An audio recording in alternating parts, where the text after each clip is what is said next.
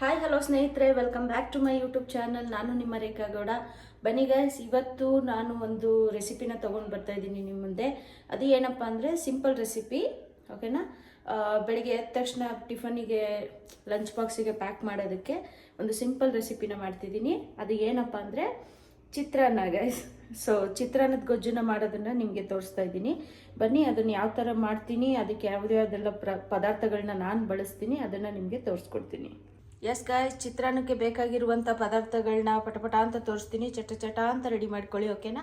ಮೊದಲಿಗೆ ಸಾಸಿವೆ, ಹಾಗೆ ಉದ್ದಿನ ಬೇಳೆ, ಸ್ವಲ್ಪ ಅರಿಶಿನದ ಪುಡಿ, ಹಾಗೆ ಒಂದು ನಿಂಬೆಹಣ್ಣು, ಹಸಿಮೆಣಸಿನ್ಕಾಯಿ, ಕೊತ್ತಂಬರಿ ಸೊಪ್ಪು, ಈರುಳ್ಳಿ, ಕಡಲೆಬೇಳೆ, ಕಡಲೆ ಬೀಜ, ರುಚಿಗೆ ತಕ್ಕಷ್ಟು ಉಪ್ಪು, ಹಾಗೆ ಮುಖ್ಯವಾಗಿ ಎಣ್ಣೆ. ಎಸ್ ಗಾಯ್ಸ್, ಬನ್ನಿ ಸ್ಟಾರ್ಟ್ ಮಾಡೋಣ. ಸೊ ಮೊದಲಿಗೆ ನಾನು ಇವಾಗ ಬಾಣಲಿನಲ್ಲಿ ಎಣ್ಣೆ ಇಟ್ಕೊಂಡಿದ್ದೀನಿ. ಚಿತ್ರಾನ್ನಕ್ಕೆ ಸ್ವಲ್ಪ ಎಣ್ಣೆ ಜಾಸ್ತಿ ಬೇಕಾಗುತ್ತೆ ಗಾಯ್ಸ್. ಮೊದಲಿಗೆ ನಾನು ಸಾಸಿವೆನ ಹಾಕ್ತಾ ಇದ್ದೀನಿ.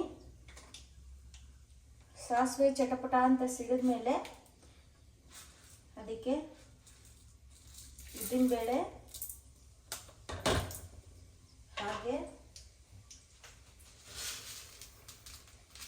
ಸ್ವಲ್ಪ ಕಡಲೆಬೇಳೆ,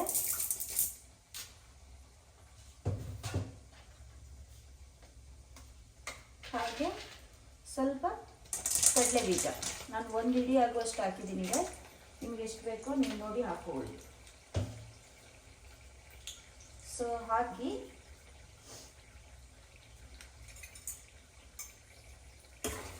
ಇದನ್ನು ಸ್ವಲ್ಪ ಫ್ರೈ ಆಗೋದಕ್ಕೆ ಮಿಕ್ಸ್ ಮಾಡ್ತಿದ್ದೀನಿ.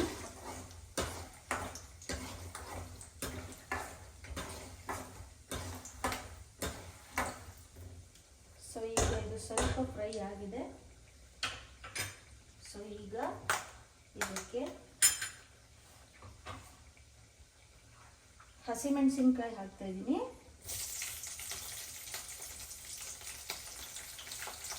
ಹಸಿಮೆಣಸಿನ್ಕಾಯಿ ಹಾಕಿ ಸ್ವಲ್ಪ ಮಿಕ್ಸ್ ಮಾಡ್ತಿದ್ದೀನಿ. ನಂತರ ಇದಕ್ಕೆ ಹೆಚ್ಚಿಟ್ಕೊಂಡಿರುವಂಥ ಈರುಳ್ಳಿನ ಹಾಕ್ತಾ ಇದ್ದೀನಿ. ಸೊ ಈರುಳ್ಳಿ ನಾನು ಗೈಸ್ ಒಂದು 4 ಈರುಳ್ಳಿನ ತೊಗೊಂಡಿದ್ದೀನಿ, ಮಧ್ಯಮ ಗಾತ್ರದ್ದು. ಮೀಡಿಯಂ ಸೈಜ್ ಈರುಳ್ಳಿ 4 ತೊಗೊಂಡಿದ್ದೀನಿ. ಅಷ್ಟು ಈರುಳ್ಳಿನ ಹಾಕೋತಾ ಇದ್ದೀನಿ. ಹಾಕ್ಕೊಂಡು ಇದನ್ನು ನೀಟಾಗಿ ಮಿಕ್ಸ್ ಮಾಡ್ಕೊತಿದ್ದೀನಿ. ಓಕೆ,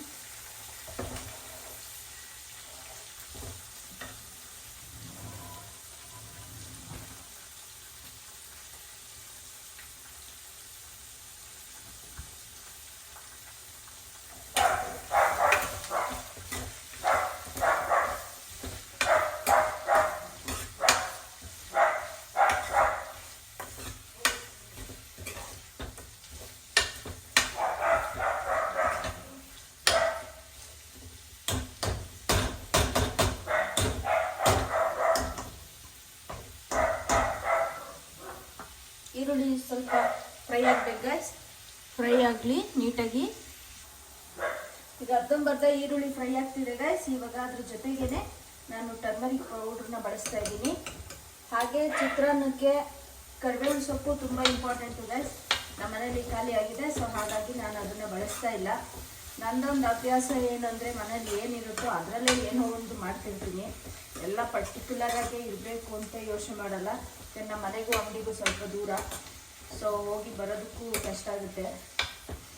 ಸೊ ಹಾಗಾಗಿ ಏನಿರುತ್ತೋ ಅದರಲ್ಲೇ ಅಡ್ಜಸ್ಟ್ ಮಾಡಿ ಮಾಡ್ತೀನಿ. ಸೊ ಈರುಳ್ಳಿ ಸ್ವಲ್ಪ ಬೇಗ ಫ್ರೈ ಆಗಬೇಕಂದ್ರೆ ಲೈಟಾಗಿ ಸ್ವಲ್ಪ ಉಪ್ಪು ಹಾಕಬೇಕು. ಉಪ್ಪು ಬೇಗ ಫ್ರೈ ಆಗೋ ಥರ ಮಾಡುತ್ತೆ, ಓಕೆನಾ. ಸೊ ಈಗ ನಾನು ಸ್ವಲ್ಪ ಉಪ್ಪು ಹಾಕ್ತಿದ್ದೀನಿ.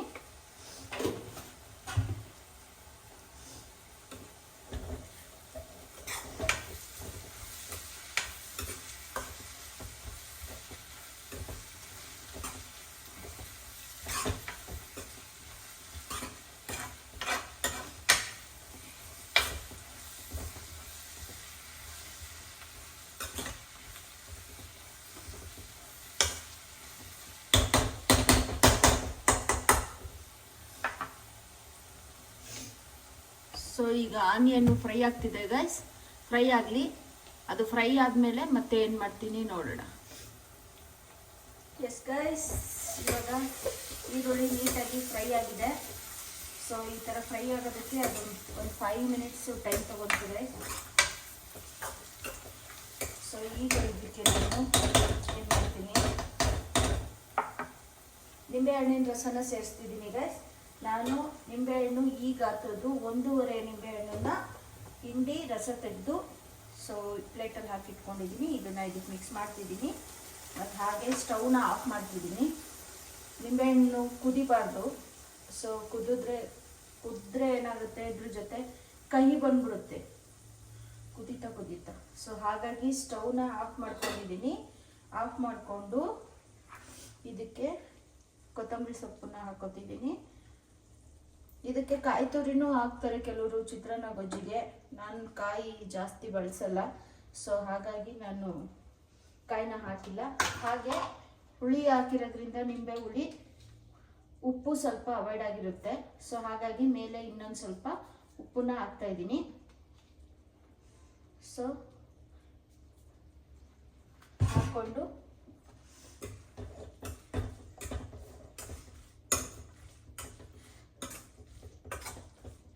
ಮಿಕ್ಸ್ ಮಾಡ್ತಿದ್ದೀನಿ. ಮಿಕ್ಸ್ ಮಾಡಿ 1 ನಿಮಿಷ ಬಿಟ್ಟರೆ ಚಿತ್ರಾನ್ನ ಗೊಜ್ಜು ರೆಡಿ. ಹುಳಿ ಎಲ್ಲದಕ್ಕೂ ಮಿಕ್ಸ್ ಆದರೆ, ಉಪ್ಪು ಮಿಕ್ಸ್ ಆದರೆ ಗೊಜ್ಜು ರೆಡಿ.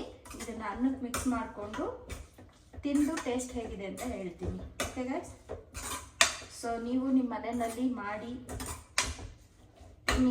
ಯೂಶ್ವಲಿ ಎಲ್ಲ ಮಾಡ್ತೀರಾ.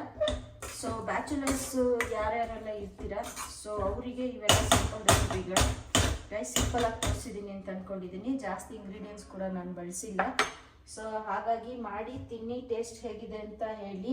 ಹಾಗೆ ಸ್ಕಿಪ್ ಮಾಡಿದ ವಿಡಿಯೋನ ನೋಡಿ ನಮ್ಮ ಚಾನಲ್ನ ಮರಿದೇ ಲೈಕ್ ಮಾಡಿ, ಶೇರ್ ಮಾಡಿ, ಕಮೆಂಟ್ ಮಾಡಿ, ಹಾಗೆ ಸಬ್ಸ್ಕ್ರೈಬ್ ಮಾಡೋದನ್ನು ಮರಿಬೇಡಿ. ಓಕೆ ಗೈಸ್, ನಾನು ಫೈನಲಿ ಅನ್ನಕ್ಕೆ ಮಿಕ್ಸ್ ಮಾಡಿ ಟೇಸ್ಟ್ ಹೇಗಿದೆ ಅಂತ ನಿಮಗೆ ರಿವ್ಯೂ ಕೊಡ್ತೀನಿ. ಓಕೆನಾ?